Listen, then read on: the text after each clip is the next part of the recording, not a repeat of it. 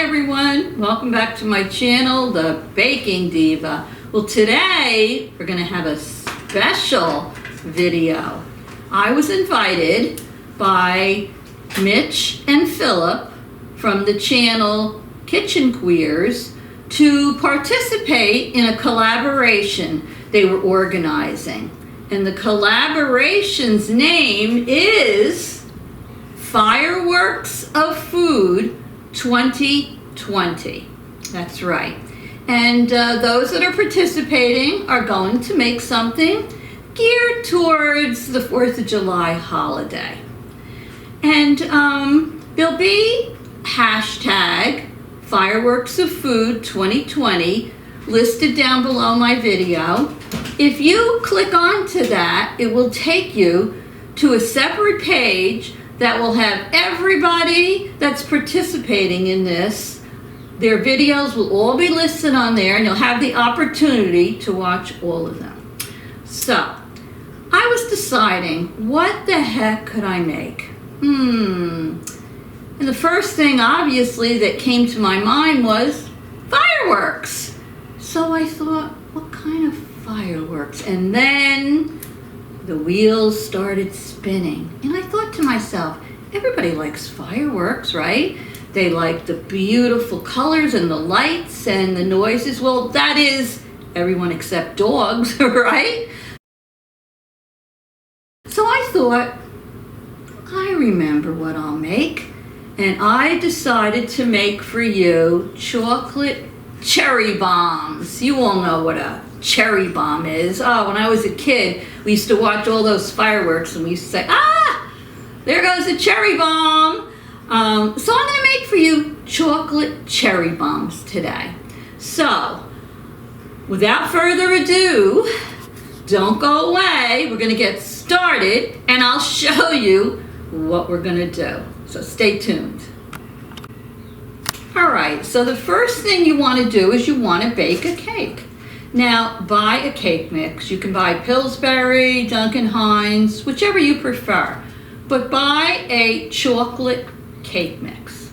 And what I always do is the night before, I bake my cake in a 9x13 pan. You just follow the directions on the box.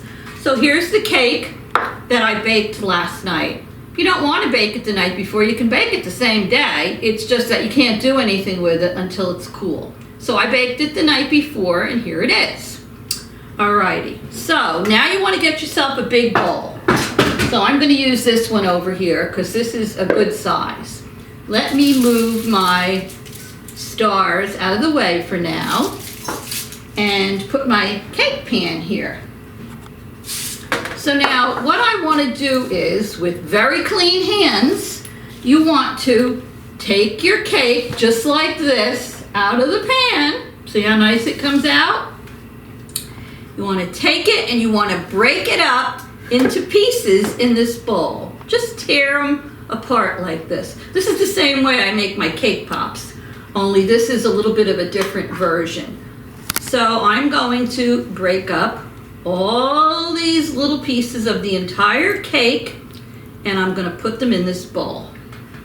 So I'm almost done crumbling all the cake in here. So let me move my pan out of the way, and I'll hold the bowl up so you can see what I did. It's just a nice big full bowl of my broken up pieces of my boxed cake mix. Okay? So now the next thing I'm going to do is you need a can of frosting. This happens to be Betty Crocker's. You want to have chocolate frosting. Now this is the rich and creamy. Don't buy the whipped one. Doesn't work well. Buy the creamy frosting. And with this recipe, we're going to use the chocolate cake and the chocolate frosting. Now take a spoon and right in with your pieces of cake, you're going to put about 1/4 of a cup. If you need more, you can go into a 1/2 cup of this frosting. Just put it just like this right into your cake pieces.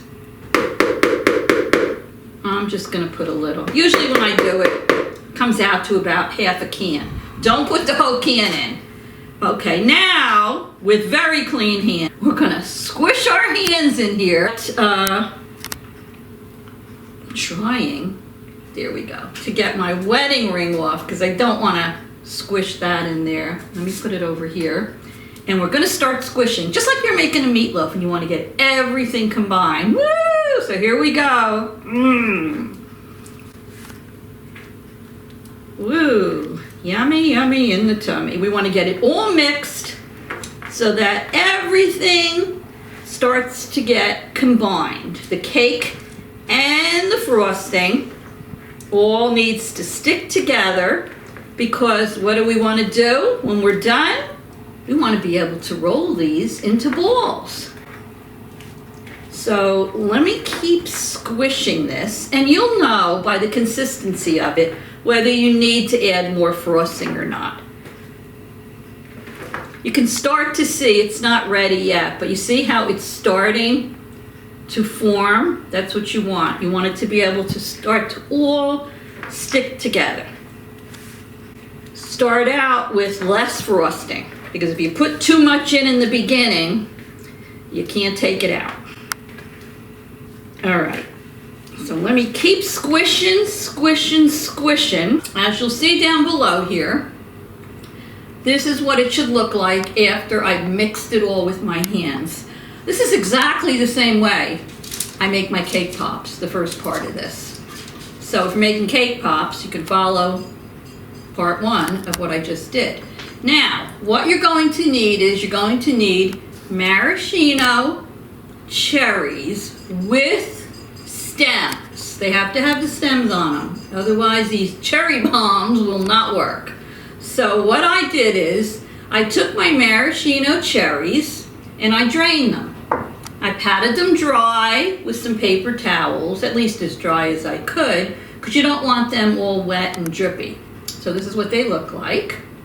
All right, so now what we're going to do is we're going to take off a piece of our chocolate dough.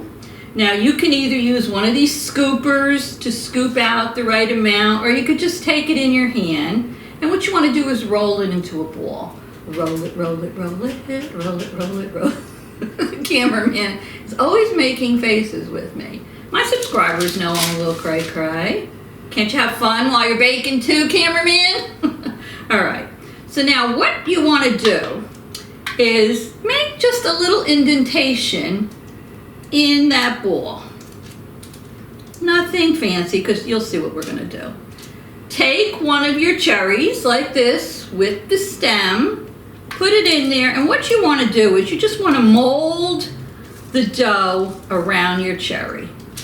So if you need a little more dough, that's fine. If you need a little less dough, that's fine. But what we want to do is we want to cover our cherry, but we don't obviously want to cover our stem. We want to keep our stem visible. So I'm going to do that. I might put a little tiny bit more of that on there. You'll know after your first two, you know, how much you need to cover the cherry. These are cherry bombs. There we go. And then what you're going to do is take it in your hand and flatten it around the cherry. You see how I'm doing that here? I also put blue nail polish on. All right, so let me see. That looks good. Can you see that, cameraman? Just make sure your cherry's covered. Doesn't have to be anything fancy. And your stem is sticking out like that. And we're gonna just put it on a tray here on parchment paper. So here I'm making another one. I'm doing exactly the same thing. Molding my, I guess you could call it dough, my chocolate dough with the icing, the mixture around that cherry. And then we have the stem sticking out, just like that. And I'm gonna put it on my parchment paper. So I don't wanna keep you all waiting.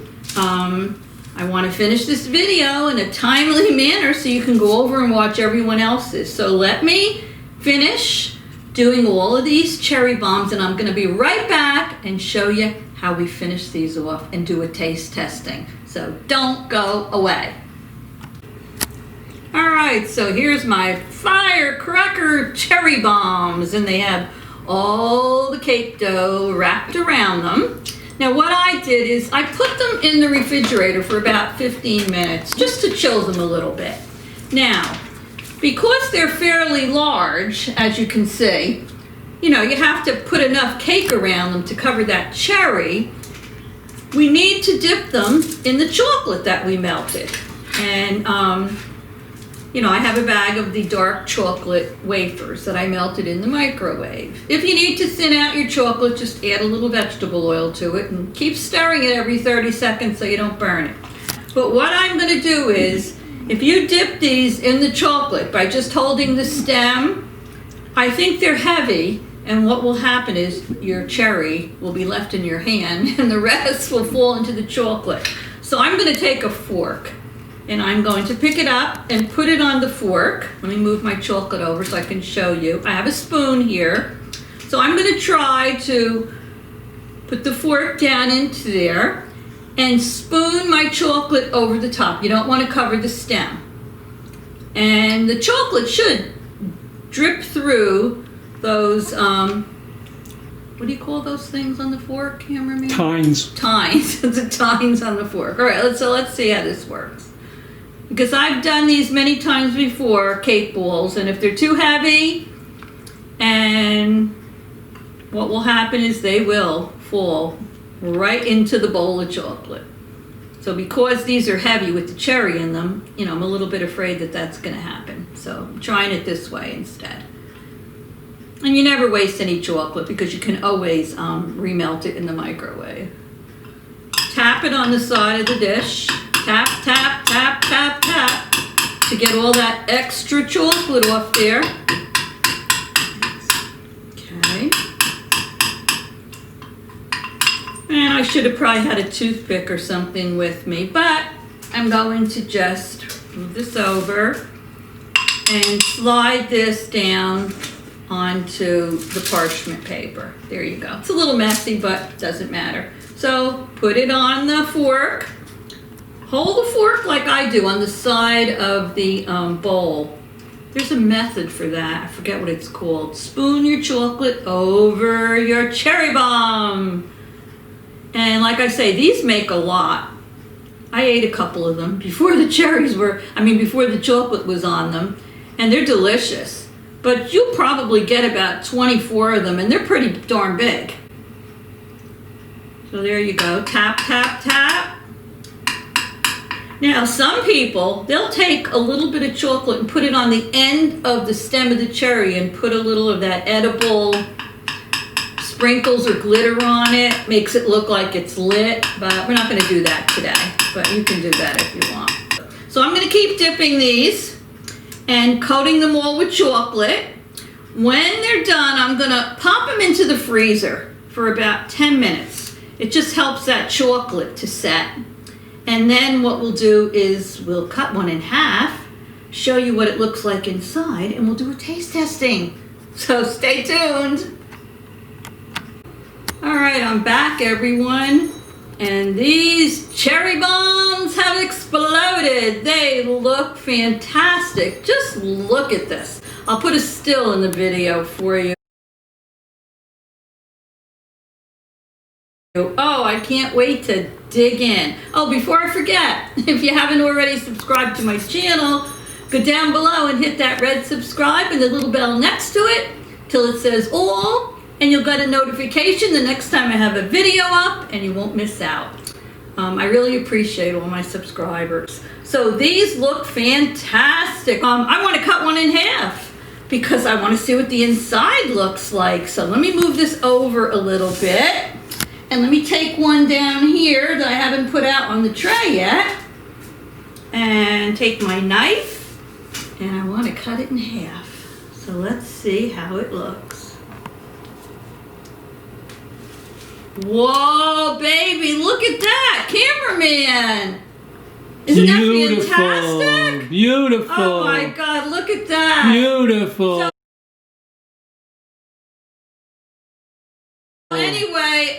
you enjoyed this video. I hope everyone has a happy and a safe 4th of July. And I am now going to taste this. But before I do, I want to say thank you again to Mitch and Philip for organizing this fantastic collaboration. Go down below and hit that hashtag and go see what everyone else is making. And now I'm going to do a taste test. Mmm. Mmm. Mmm.